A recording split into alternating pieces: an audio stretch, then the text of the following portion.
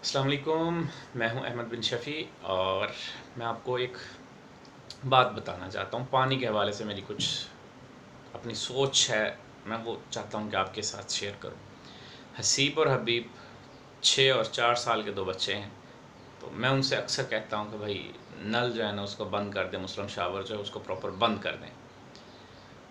उनका सवाल था कि जी क्यों बंद करना चाहिए? अगर पानी ज़ाया हो रहा है तो उससे क्या होगा? मैंने कहा उससे पानी, ज़मीन के अंदर जो पानी है ना वो बिल्कुल ख़त्म हो जाएगा।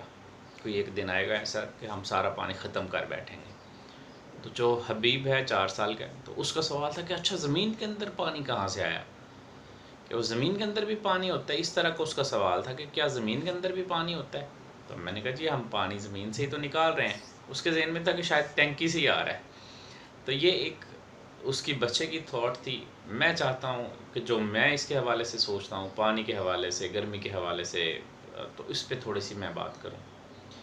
मुझे लगता है कि एक लेयर है, जैसे साइंस में कभी 9th-10th में पढ़ते होते थे कि ऊपर वाली एक ज़मीन की तह है जिसके ऊपर हम रह रहे हैं, उसके दरमियान नीचे मट्टी है, रेत है, सारा कुछ, और उसके नीचे पानी है, और फिर नीचे लोहा और सारा सारा एक जो भी है, लेयर्स बनी हुई हैं ज़मीन के अंदर। तो जो लेयर है लोअर वाली, यहाँ पे पानी मौजूद है, यहाँ इसकी हम बात कर रहे हैं कि यहाँ पे हम रह रहे हैं, यहाँ पे पानी मौजूद है। इस सारे को वो ठंडा रख रहा है जो नीचे ठंडा पानी मौजूद है।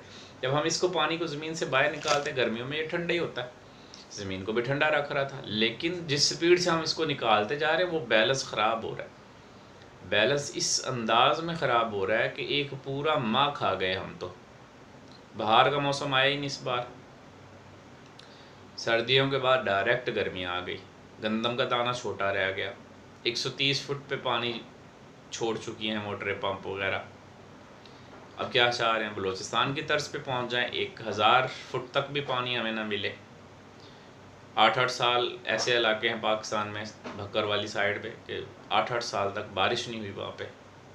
तो इस सीज़न में, पूरे सीज़न में 2 सीज़न गुजर रहे हैं तकरीबन, बारिश नहीं हो रही भाई। पंजाब के अंदर मैदानी इलाकों के अंदर क्या चाह रहे हैं हम लोग? हम कलेक्टिव एफर्ट क्या कर रहे हैं? 1000 गांव 1000 लीटर की एक टैंकी तो रोज़ाना की हम गायब कर ही रहे हैं ज़मीन से निकाल के।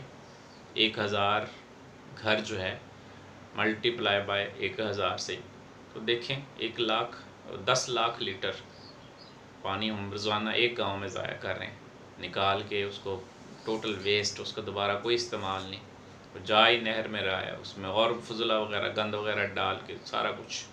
हवा हमने पहले ख़राब कर दी, ज़मीन हमने पहले तबाही मचा दी, केमिकल्स फेंक के, दूसरी तीसरी चीज़ें फेंक के, और पौधों को काट के, बिल्डिंगें खड़ी करके, ज़मीन का तो हमने पहले ही सत्यानाश कर दिया था।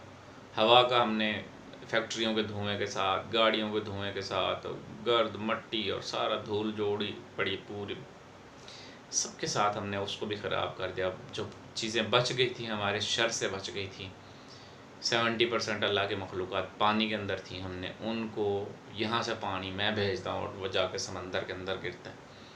ये सारा हम तबाही की तरफ लेके जा रहे हैं। ख़ुद हमारी अपनी कलेक्टिव एफ़र्ट है। मैं चाहता हूँ, आपसे रिक्वेस्ट करता हूँ, हम्बल रिक्वेस्ट है मेरी, कि भाई आप सारे मिलकर, वाटर टॉकर्स मिलकर, शजरकारी वाले सारे दोस्त मिलकर, किसी एक छोटे से गांव में एक छोटा सा पायलट प्रोजेक्ट कर लें, जिसमें पानी को महफूज करने के हवाले से एक पूरा एक सिस्टम पूरे गांव को दिया जाए, पूरा एक मुनासिब इंतज़ाम हो जिसमें पानी का एक कतरा भी ज़ाया ना हो, और उस मुकम्मल एक चेक एंड बैलेंस के साथ वो काम हो, ताकि उस मॉडल को, उस पायलट प्रोजेक्ट को दूसरे भी कॉपी करें, उसके मुताबिक अपने अपने इलाकों को बेहतर कर लें और पूरे पाकिस्तान को एक बेहतर मुल्क बना लें, इस दुनिया को रहने के काबिल बना लें।